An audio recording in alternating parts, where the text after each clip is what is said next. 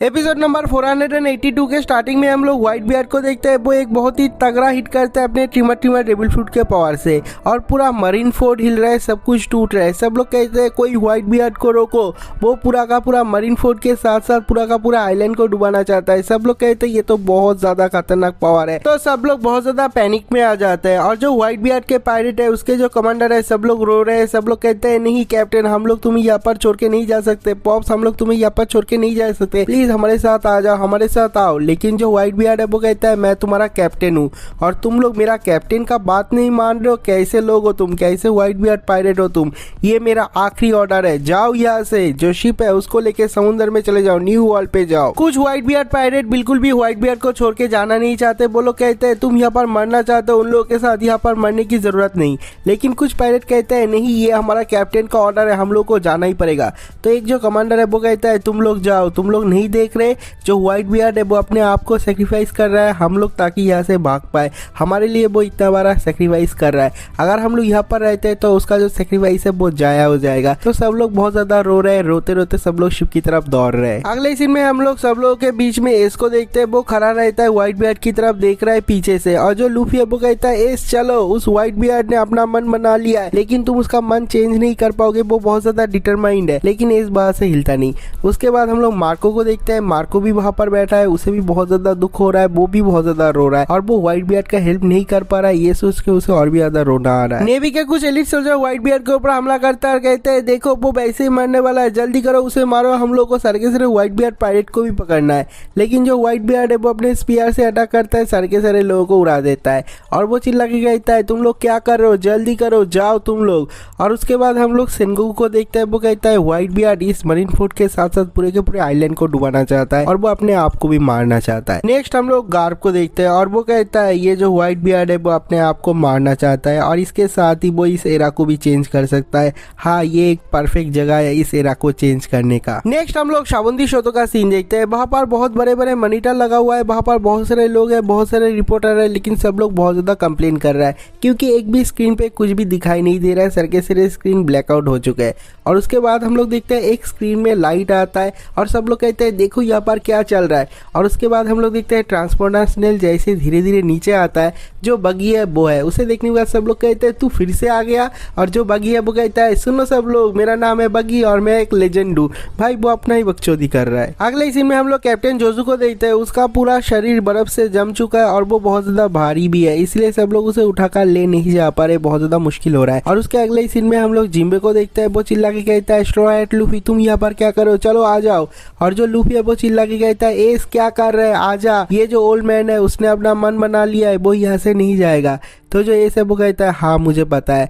और उसके बाद हम लोग देखते हैं व्हाइट बियर्ड के चारों तरफ से बहुत सारे लोग उसके ऊपर हमला कर रहे हैं।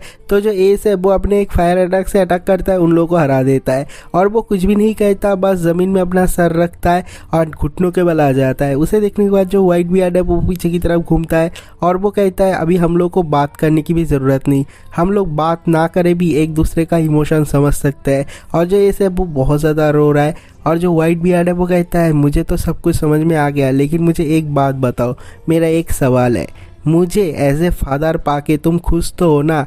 ये सुनने के बाद जो ये सब वो बहुत ज़्यादा रो देता है और कहता है ऑफ कोर्स मैं बहुत ज़्यादा खुश हूँ। तो ये आंसर सुनने के बाद व्हाइट बियर्ड बहुत ज़्यादा खुश होता है, वो हंस रहा है और जो ये सब वो बहुत ज़्यादा रो रहा है क्योंकि उन लोगों को पता है आज के बाद वो लोग एक दूसरे को कभी भी नहीं देख पाएंगे। अगले सीन में हम लोग फिर से कैप्टन बगी को देखते हैं। वो अभी भी पॉडकास्ट कर रहा है और सब लोग कहते हैं हट जाओ, हम लोग को फाइट देखना है, हम लोग को देखना है वहाँ पर क्या हुआ है। लेकिन जो बगी है वो कहता है मैं हूँ लेजेंड, मेरा नाम है कैप्टन बगी।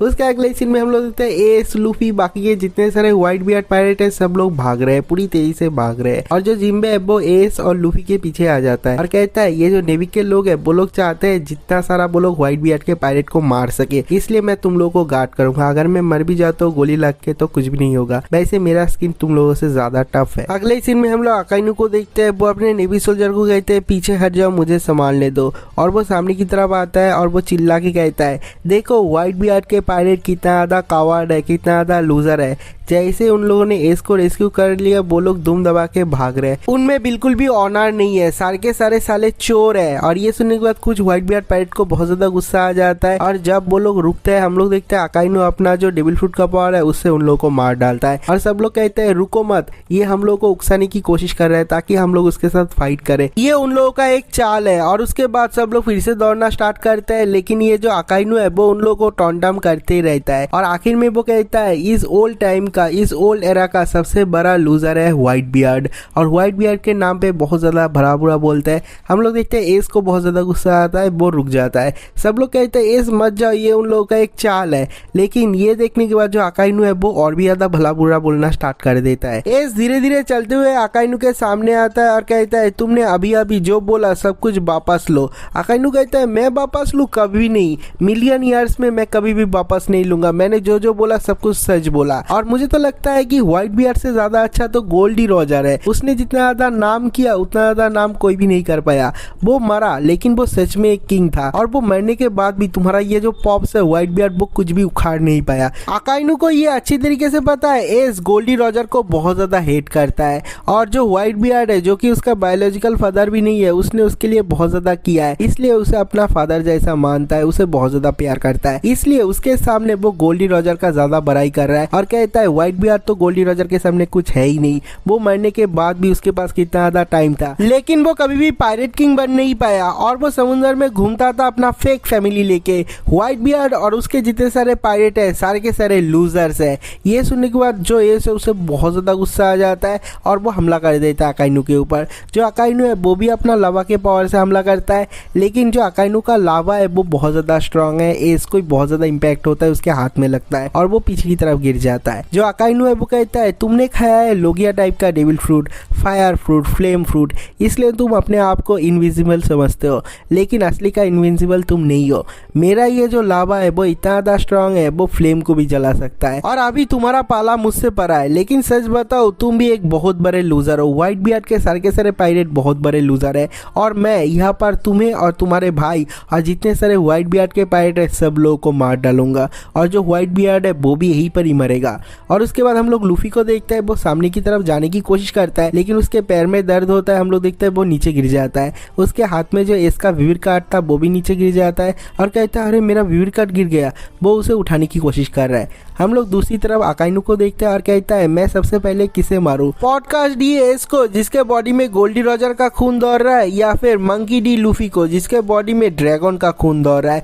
तुम दोनों का खून ही बहुत ज्यादा फीलती है, बहुत ज्यादा गंदा है, तो मुझे लगता है मुझे तुम्हारे भाई को सबसे पहले मारना चाहिए। जो एस है वो कहता है नहीं ऐसा नहीं हो सकता और एस को इग्नोर करके वो चला जाता है लूफी के सामने और लूफी के ऊपर एक पंच करता है। लूफी अभी बहुत ज्यादा वनरेबल है, उसके पास ज्यादा पावर भी नहीं है फाइट करने का, वो तो उठ के खड़ा भी नहीं हो पा रहा। और जो एस है वो पीछे है, लेकिन हम लोग देखते हैं एक ही सेकंड में एस सामने आ जाता है और जो एस है वो लूफी को शील्ड करता है, प्रोटेक्ट करता है। और ये जो पंच है वो एस को लगता है, उसके पीछे से वो अपना हाथ घुसा देता है और उसका सीना चीर के सामने से निकल जाता है। ये देखने के बाद लूफी भी बहुत ज्यादा स्टंड हो जाता है और ये वाला एपिसोड भी यहीं पर खत्म हो जाता है। एपिसोड नंबर 483 के स्टार्टिंग में हम लोग लूफी को देखते हैं, वो नीचे गिरा हुआ है, उसके सामने एस है, उसे शील्ड करके प्रोटेक्ट करके खड़ा हुआ है। और जो एस है उसके बॉडी के अंदर, उसके छाती के अंदर अकाइनो ने अपना लावा वाला फिस्ट घुसा दिया है, हाथ घुसा दिया है। और जो एस है उसके मुंह से खून निकल रहा है। जो लूफी है उसको समझ में नहीं आ रहा है क्या चल रहा है। और वहाँ पर जितने सारे लोग हैं सब लोग देखते हैं बहुत ज्यादा स्टंड हो जाता है। और उसके बाद हम लोग गार्ड को देखते हैं, उसको भी गुस्सा आ रहा है लेकिन वो कुछ कह भी नहीं पा रहा। उसके बाद अकाइनो अपना हाथ निकाल लेता है एस के बॉडी से और जो एस है उसके मुंह से, उसके सीने से बहुत ज्यादा खून निकल रहा है। जाके लूफी उसे पकड़ता है और सब लोग चिल्ला रहे हैं, सब लोग कहते हैं चलो हम लोग अकाइनो को मारना पड़ेगा, हम लोग को एस को बचाना पड़ेगा। और ये एक बहुत ज्यादा अनएक्सपेक्टेड इवेंट था, किसी को समझ में नहीं आया था यहाँ पर क्या चल रहा था। मार्को वहां पर ही बैठ के चिल्ला रहा है एस के लिए, लेकिन उसके हाथ में सिम्पिज्म स्टोन वाला हैंडकप है, वो अपना हैंडकप खोल भी नहीं पा रहा। और सब लोग कहते हैं हम लोग तो इसे काट भी नहीं पा रहे। और उसके बाद एक बंदा कहता है मैं उस बंदे को ले आता हूँ जिसने एस का हैंडकप खोल दिया था, मिस्टर 3 को ले आता हूँ। नेक्स्ट हम लोग सारे के सारे व्हाइट बियर्ड पायरेट को देखते हैं जिन लोगों के हाथ में बंदूक है, आरपीजी है, कमान है, वो लोग चला देते हैं अकाइनो के ऊपर एम करके। लेकिन ये जो अकाइनो है वो एक टाइप का मॉन्स्टर है, उसने भी खाया एक लोगिया टाइप का डेविल फ्रूट और उसके बॉडी में ये नॉर्मल अटैक काम नहीं आता। जो शाबोंदी शोतो के लोग हैं सब लोग कहते हैं यहाँ पर क्या चल रहा है, हम लोग को समझ में नहीं आ रहा है। लेकिन लगता है ये जो पूरा का पूरा आइलैंड है वही खत्म होने वाला है, कितना ज्यादा टेरिफाइंग है। और उसके बाद हम लोग देखते हैं कहता है जो अकाइनू है उसे कुछ भी नहीं हुआ है। उसका बॉडी ऐसा लग रहा है कि देख के किसी ने आइसक्रीम में एक बाइट लिया है, लेकिन धीरे धीरे अपना रीजनरेशन पावर से वो धीरे धीरे ठीक हो जाता है और वो धीरे धीरे एस के पीछे आके खड़ा होता है और कहता है अरे तुम तो अभी तक मरे नहीं, लेकिन इस अटैक से तुम मर जाओगे। और वो एस के ऊपर फिर से अटैक करने वाला था। लूफी चिल्ला के कहता है नहीं मत करो। और उसके बाद हम लोग व्हाइट बियर्ड को देखता है, वो पीछे घूमता है और देखता है एक ही सेकंड में इतना कुछ हो गया और वो जा रहा है अकाइनू को रोकने के लिए, एक पंच करने ही वाला था, लेकिन हम लोग देखता है वो साइड में नहीं देखता, उसके साइड में किजारू होता है और वो लेजर बीम से अटैक करता है। व्हाइट बियर्ड के हाथ के आर पार चला जाता है और वो अपने डेविल फ्रूट का पावर यूज करके पंच नहीं कर पाता। और जो किजारू है वो कहता है मैं तुम्हें उन लोगों के फाइट के बीच में जाने नहीं दूंगा व्हाइट बियर्ड, तुम्हें तो मेरे साथ खेलना पड़ेगा। जिम्बे एस और लूफी के सामने आ जाता है और अकाइनू का पंच अपने हाथ से पकड़ लेता है। अकाइनू कहता है जिम्बे मेरे सामने से हट जा, वैसे भी तू मुझे ज्यादा देर तक पकड़ के नहीं रख पाएगा। लेकिन जो जिम्बे है वो कहता है मेरे को फर्क नहीं पड़ता, अगर मैं तेरे को एक सेकंड भी डिले कर पाऊँ तो वो मेरे लिए बहुत है। उसके बाद वो लोग मिस्टर 3 को खींचते हुए ले आता है मार्को के पास और मार्को चिल्ला के कहता है जल्दी कर मेरा हथकड़ा खोल दे। नेक्स्ट हम लोग देखते हैं नेवी के हीरो गार्प को और वो धीरे धीरे चलते हुए आ रहा है। उसे बहुत ज्यादा गुस्सा आ रहा है, अभी पानी सर से ऊपर जा चुका है और वो जा रहा है अकाइनू को मारने के लिए। हम लोग देखते हैं उसे देखने के बाद ही पीछे से दौड़ते हुए आ जाता है सेनगोकू और गार्प का सर पकड़ के जमीन में दे मारता है और कहता है गार्प तू क्या कर रहा है, तू पागल हो चुका है क्या। जो गार्प है वो धीरे धीरे अपना सर उठाता है और कहता है सेनगोकू मुझे पकड़ के रख, तू ही मुझे पकड़ के रख पाएगा, लेकिन अगर तूने मुझे छोड़ दिया तो इस अकाइनू को मैं मार डालूंगा। और ये जो सेनगोकू है वो इस बात को लेके टेंशन कर रहा था, अगर गार्प ने पार्टी बदल दिया तो सब लोग मर जाएंगे नेवी के। नेक्स्ट अकाइनू कहता है मुझे लगता है मुझे एक ट्रेटर को भी साफ करना पड़ेगा और वो जिम्बे को मारने ही वाला था। कोई पीछे से चिल्ला के कहता है जिम्बे अपना सर झुका और उसके ऊपर से आ जाता है फ्लावर विस्ता और मार्को और दोनों ही अपने पावर अटैक को हाकी में कोट करके अपना पूरा दम लगा के अकाइनू के ऊपर हमला करता है। अकाइनू का खून भी निकल जाता है और कहता है ये कितना ज्यादा एनोइंग है, लेकिन मेरे को मार के भी क्या करोगे, देखो जो एस है वो ऑलरेडी मर रहा है। तो सब लोग एस की तरफ देखता है। लूफी एस को हक करके बैठा हुआ है और कहता है एस तू ठीक है ना, कुछ बता, तू ठीक है ना। जो एस है वो धीरे धीरे कहता है आई एम सॉरी लूफी, तूने मुझे बचाने के लिए इतना कुछ किया, लेकिन उसके बाद भी मैंने सब कुछ गड़बड़ कर दिया और मैं तेरे साथ वापस नहीं जा सकता। इतने लोग मरे, लेकिन मुझे लगता है कि मेरा खेल खत्म हो गया। ये सुनने के बाद जो लूफी वो कहता है क्या बोल रहा है, तू पागल हो चुका है, नहीं ऐसा कुछ भी नहीं होगा, तेरे को हम लोग ट्रीट करेंगे, यहाँ से ले जाएंगे। और वो चिल्ला के कहता है कोई देखो यहाँ पर कोई है क्या, यहाँ पर कोई डॉक्टर है, प्लीज आ जाओ, उसके ऊपर फर्स्ट एड करो। सब लोग बहुत ज्यादा सैड एक्सप्रेशन दे रहे हैं और तभी वहाँ पर दौड़ते हुए आता है एक डॉक्टर और जो लूफी वो कहता है जल्दी करो, पीछे की तरफ जाओ, उसके ऊपर मरहम पट्टी करो। जो डॉक्टर है वो पीछे की तरफ जाता है और कहता है मुझे देखने दो, घाव देखने दो। और जब लूफी हाथ हटाता है उसका घाव देखता है। ये देखने के बाद डॉक्टर भी बहुत ज्यादा डर जाता है और कहता है मैं कुछ भी नहीं कर सकता। ये सुनने के बाद जो लूफी है उसे गुस्सा आ जाता है, कहता है कुछ भी नहीं कर सकता, इसका मतलब क्या है, तू एक डॉक्टर है ना, जल्दी कर, उसके ऊपर मरहम पट्टी कर। लेकिन जो ये सब वो कहता है उसे डांटने की जरूरत नहीं, मुझे पता है कि वो कुछ भी नहीं कर पाएगा, मेरे बॉडी के अंदर जो ऑर्गन है वो जल चुके हैं। लूफी मुझे ये समझ में आ रहा है कि मेरा जो लाइफ फोर्स है वो खत्म हो रहा है,